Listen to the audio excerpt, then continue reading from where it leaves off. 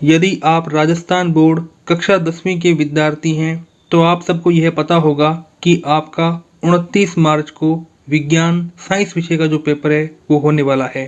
तो दोस्तों आप सबसे पहले टेंशन मत लीजिए कोई भी, क्योंकि मैं इस वीडियो में विज्ञान विषय के कुछ ऐसे महत्वपूर्ण प्रश्न बताऊंगा जो कि दोस्तों आपको निश्चित रूप से आपकी मुख्य बोर्ड परीक्षा में देखने को मिलने वाले हैं।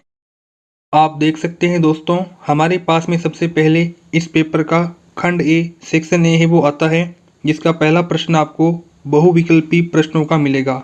तो देखिए पहला बहुविकल्पी प्रश्न, जिंक की तनु सल्फ्यूरिक अम्ल से क्रिया कराने पर कौन सी गैस निकलेगी। तो बताओ दोस्तों कौन सी गैस निकलेगी, तो वो निकलेगी हाइड्रोजन गैस। तो पहले का बी ऑप्शन करेक्ट होगा। तो आगे आप देखिए दोस्तों, हमारे पास में अब इस पेपर का दूसरा प्रश्न आता है, निम्न में से किस लवण में क्रिस्टलन का जल नहीं होता है। तो दोस्तों वो जो हमारे पास में लवण है वो है खाने का सोडा, बेकिंग सोडा। तो दूसरे का सी ऑप्शन करेक्ट होने वाला है। आगे देखिए तीसरा प्रश्न, उभयधर्मी ऑक्साइड कौन सा है। तो वो है जिंक ऑक्साइड, जिसे बोलते हैं ZnO। तो इस प्रकार से तीसरे का ए ऑप्शन करेक्ट होगा। चौथा प्रश्न है वो आता है, इसमें आपको कहा गया है मटर के प्रतान आधार पर या सहारे से लिपट जाते हैं, यह किसका अच्छा उदाहरण है। तो ये दोस्तों उदाहरण है स्पर्शानुवर्तन। ठीक है, तो चौथे का सी ऑप्शन करेक्ट होगा। आगे पांचवा प्रश्न, मटर का वानस्पतिक नाम क्या है। यानी कि आपसे पी का बोटनिकल नेम पूछा है तो वो होता है पाइसम सेटाइवम। तो पांचवें का सी ऑप्शन करेक्ट होगा। छठा प्रश्न है वो आता है, इसमें आपको कहा है धुएं के आर पार किसी दूर स्थित प्रकाश स्रोत को देखने पर उसके झिलमिल करते हुए दिखाई देने का कारण क्या होता है। तो वो दोस्तों होता है अपवर्तन। तो छठे का बी ऑप्शन करेक्ट होगा। आगे देखिए सातवां प्रश्न, बीज का निर्माण किस संरचना से होता है। तो दोस्तों वो होता है बीजांड से। तो सातवें का सी ऑप्शन करेक्ट होगा। आठवां प्रश्न देखिए, वास्तविक सूर्यास्त तथा आभासी सूर्यास्त के बीच समय का अंतर लगभग कितना होता है। तो वो होता है 2 मिनट का। तो आठवें का बी ऑप्शन करेक्ट होगा। आगे देखिए नौवां प्रश्न, किसी विद्युत धारा के सतत तथा बंद पथ को क्या कहते हैं। तो उसे कहते हैं विद्युत परिपथ, या फिर आप इलेक्ट्रिक सर्किट भी कह सकते हो इंग्लिश में। तो इस प्रकार से नौवें का ए ऑप्शन करेक्ट होगा। 10वां प्रश्न है वो आता है, ओजोन के एक अणु में कितने परमाणु होते हैं। तो मैं आपको बता दूं, ओजोन के एक अणु में ऑक्सीजन के 3 परमाणु होते हैं। तो सी ऑप्शन देखिए 3 आपको इसमें दे रखा है। अब आप आगे देखिए दोस्तों, हमारे पास में 11वां प्रश्न है वो आता है, सौर कुकर के लिए कौन सा दर्पण सर्वाधिक उपयुक्त है। तो दोस्तों उस दर्पण का नाम है अवतल दर्पण। तो 11वें का सी ऑप्शन करेक्ट होगा। आगे 12वां प्रश्न, प्राकृतिक संरक्षण के प्रमुख उद्देश्यों में से कौन एक है। तो वो है वंशागत जैव विविधता संरक्षण। तो 12वें का ए ऑप्शन करेक्ट होगा। दोस्तों तो अब आप आगे देखिए, हमारे पास में इस पेपर का दूसरा प्रश्न है वो आता है, इसमें आपको रिक्त स्थानों की पूर्ति है वो करनी है। तो देखिए पहला, रिक्त स्थान उत्प्रेरक का उपयोग साधारणतः वनस्पति तेलों के हाइड्रोजनीकरण में किया जाता है। तो वो कौन से उत्प्रेरक हैं, उनका नाम है निकल। ठीक है। दूसरा प्रश्न देखिए, नाभिक में किसके बढ़ने के कारण नाभिकीय आकर्षण बल बढ़ता है। तीसरा प्रश्न, हमारे शरीर की कौन सी कोशिकाओं में लैक्टिक अम्ल का निर्माण होता है। तो वो कोशिकाएं हैं मांसपेशियों की कोशिकाएं और आरबीसी। शरीर को कौन सा हार्मोन लड़ने के लिए या भाग जाने के लिए तैयार करता है। तो वो है एड्रेनालाइन हार्मोन। पांचवा प्रश्न, कौन सा एक ऐसा गुणधर्म है जो किसी चालक में इलेक्ट्रॉनों के प्रवाह का विरोध करता है। तो उस गुणधर्म का नाम है प्रतिरोध। तो आगे आप देखिए छठा प्रश्न, विद्युन्मय तार किस रंग का होता है। तो दोस्तों विद्युन्मय तार का रंग होता है लाल, जबकि उदासीन तार का रंग होता है काला। तीसरा प्रश्न आता है जिसमें आपको अति लघुतरात्मक प्रश्न है वो देखने को मिलेंगे। तो पहला है, चिप्स बनाने वाले चिप्स की थैली में कौन सी गैस युक्त करते हैं ताकि चिप्स का उपचयन न हो सके। तो दोस्तों उस गैस का नाम है नाइट्रोजन। ठीक है। दूसरा प्रश्न, हाइड्रोजन आयन की सांद्रता मापने की विधि किस वैज्ञानिक द्वारा दी गई थी। तो उस वैज्ञानिक का नाम है सोरेनसन। जो तीसरा प्रश्न है उसे देखिए, ऐसी कौन सी धातुएं हैं जिन्हें हथेली पर रखने पर पिघलने लगती हैं? तो वो हैं गैलियम। चौथा प्रश्न, एल्डिहाइड प्रकार्यात्मक समूह का सूत्र लिखिए। आगे पांचवा प्रश्न, डोबेरनाइर के त्रिक का एक उदाहरण लिखिए। आगे देखिए सातवां प्रश्न, मानव शरीर में पाई जाने वाली कौन सी ग्रंथि अंतःस्रावी और बहिःस्रावी दोनों हैं? तो अब आप छठे प्रश्न के आगे सातवां प्रश्न देखिए। इसमें आपको कहा गया है महिलाओं में कॉपर टी को कहाँ स्थापित किया जाता है। आगे आठवां प्रश्न, किस धातु का प्रयोग प्राय फ्यूज बनाने के लिए किया जाता है। आगे देख सकते हैं नौवां प्रश्न, मानव शरीर के उन दो भागों का नाम बताइए जिनमें चुंबकीय क्षेत्र का उत्पन्न होना महत्वपूर्ण है।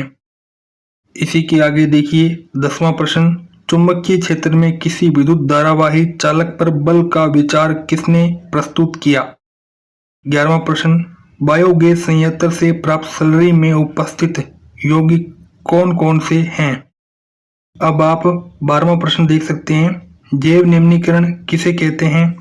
दोस्तों अब यहाँ पे आप देखिए खंड ए है वो कंप्लीट होता है, खंड बी शुरू होता है, जिसका चौथा प्रश्न लघुत्रात्मक प्रश्नों का है। तो पहला लघुत्रात्मक प्रश्न है, सक्रियता श्रेणी किसे कहते हैं, इसकी एक उपयोगिता लिखिए। दूसरा लघुत्रात्मक प्रश्न आता है, साबुनीकरण किसे कहते हैं, इसकी क्या उपयोगिता है। तीसरा लघुत्रात्मक प्रश्न, निम्न सूत्र वाले यौगिक किस सजातीय श्रेणी के हैं। तो पहला देख सकते हैं यहाँ पे यौगिक, दूसरा यौगिक भी देख सकते हैं। चौथा प्रश्न देखिए, आवर्त सारणी में किसी आवर्त में बाएं से दाएं जाने पर निम्नलिखित में क्या परिवर्तन होता है। पहला है परमाणु आकार, दूसरा है धात्विक गुण। तो चलिए अब हम इस पेपर का पांचवा लघुत्रात्मक प्रश्न देखते हैं, प्लाज्मा किसे कहते हैं, इसका कार्य बताइए। इसी के आगे छठा प्रश्न, स्वपरागण किसे कहते हैं, इसका क्या लाभ है। दोस्तों छठे प्रश्न के आगे सातवां प्रश्न देखिए, मानव मादा जन्म तंत्र का नामांकित चित्र बनाइए। इसी के आगे आठवां प्रश्न, प्रकाश का अपवर्तन क्या है, अपवर्तन का कारण क्या है। आठवें प्रश्न के आगे नौवां क्वेश्चन आता है, तिष्ठ धारा जनित्र तथा विद्युत मोटर में अंतर लिखिए। कोई दो आपको अंतर हैं वो बताने हैं। हमारे पास में अब इस पेपर का 10वां लघुत्रात्मक प्रश्न है वो आता है, प्रत्यावर्ती धारा जनित्र के विभिन्न भागों को लिखिए। इसी के आगे 11वां प्रश्न, विद्युत तोस्त्रों तथा विद्युत स्त्रियों के तापन अवयव शुद्ध धातु के न बनाकर किसी मिश्र धातु के क्यों बनाए जाते हैं। आगे देखिए 12वां प्रश्न, दिए गए परिपथ में, तो आपको परिपथ है वो दे रखा है, बिंदु ए व बी के मध्य तुल्य प्रतिरोध ज्ञात कीजिए। यानी ए और बी के मध्य जो तुल्य प्रतिरोध है वो आपको फाइंड करना है। 12वां प्रश्न आता है, ऊर्जा स्रोत के रूप में जीवाश्मी ईंधनों तथा सूर्य में अंतर लिखिए। कोई दो अंतर आपको बताने हैं।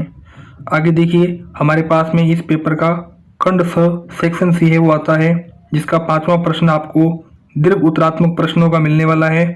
तो पांचवें का पहला है, जिसमें जो ए है उसमें कहा है, हल्के हरे रंग के फेरस सल्फेट के क्रिस्टलों को गर्म करने पर क्या होगा। इसी के आगे बी है, एक भूरे रंग का चमकदार तत्व एक्स को वायु की उपस्थिति में गर्म करने पर वह काले रंग का हो जाता है। इस तत्व एक्स तथा उस काले रंग के यौगिक का नाम बताइए। तो आप बता सकते हैं। हमारे पास में पांचवें का दूसरा आता है, पौधों में गुरुत्वानुवर्तन, जलानुवर्तन और रसानुवर्तन का एक एक उदाहरण लिखें। इसी के आगे तीसरा प्रश्न, जीवाश्म की परिभाषा लिखिए तथा इसकी समय निर्धारण प्रक्रिया को स्पष्ट कीजिए। पांचवें का चौथा है, जिसमें ए है, इंट्राओक्यूलर लेंस के बारे में आप क्या जानते हैं। बी है, प्रिज्म के लिए प्रिज्म कोण एवं विचलन कोण को परिभाषित कीजिए। तो इस प्रकार से हमारे इस पेपर का जो सेक्शन सी है वो कंप्लीट होता है और सेक्शन डी है वो शुरू होता है, जिसमें छठा प्रश्न आपको निबंधात्मक प्रश्नों का मिलेगा, जिसमें पहले का ए है, अम्लीय वर्षा का कारण व इसके दो कुप्रभावों को लिखिए। आगे देखिए आपको बी दे रखा है, HCl, HNO3 आदि जलीय विलयन में अम्लीय अभिलक्षण क्यों प्रदर्शित करते हैं, जबकि एल्कोहल एवं ग्लूकोज जैसे यौगिकों के विलयन में अम्लीयता की अभिलक्षण नहीं प्रदर्शित होते हैं। तो आपको कारण बताना है। सी है सोडियम हाइड्रोजन कार्बोनेट के विलयन को गर्म करने पर क्या होगा, इस अभिक्रिया के लिए समीकरण लिखिए। दोस्तों, तो आपको इस छठे प्रश्न में अथवा का प्रश्न है वो भी मिलने वाला है, जिसका पहला देखिए ए, मैच द फॉलोइंग, यानी आपको फॉर्मूले दे रखे हैं, आपको इनके केमिकल नाम बताने हैं। तो बोरेक्स, लॉन्ड्री, एग्रीकल्चर, केक, ये क्या है आपके पास में केमिकल नेम है। जल्दी से मुझे इनके करेक्ट आंसर हैं वो कमेंट बॉक्स में बताइए, मैं देखता हूँ कि कौन सा विद्यार्थी यहाँ पर होशियार है। आगे देखिए बी क्वेश्चन है, धातु कार्बोनेट यानी कि सोडियम कार्बोनेट तथा धातु हाइड्रोजन कार्बोनेट यानी कि सोडियम हाइड्रोजन कार्बोनेट की तनु HCl से क्रिया करवाने पर कौन सी गैस बनती है तथा इसे चूने के पानी में प्रवाहित करने पर क्या होगा। दूसरा है इसमें ए, सामान्यतः जंतुओं में किस प्रकार का श्वसन पाया जाता है, इसमें ऊर्जा उत्पादन को रासायनिक समीकरण से समझाइए। तो समझा सकते हैं। बी है फुफ्फुस की कोशिकाओं तथा वृक्क की वृक्काणु नेफ्रॉन में दो अंतर बताइए।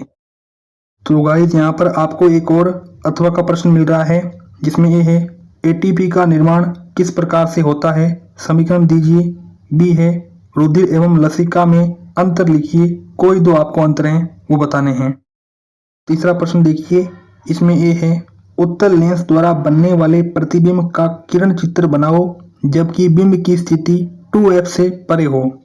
बी है गोलीय दर्पणों से संबंधित निम्न को परिभाषित कीजिए। पहला क ध्रुव, दूसरा ख मुख्य अक्ष। अथवा वाला प्रश्न है ए, गोलीय लेंस के लिए कार्तीय चिन्ह परिपाटी का आरेख चित्र बनाइए। तो आप आसानी से बना सकते हैं। आगे देखिए बी, गोलीय लेंस के लिए कार्तीय चिन्ह परिपाटी का आरेख चित्र बनाइए। क है मुख्य फोकस, ख है फोकस दूरी।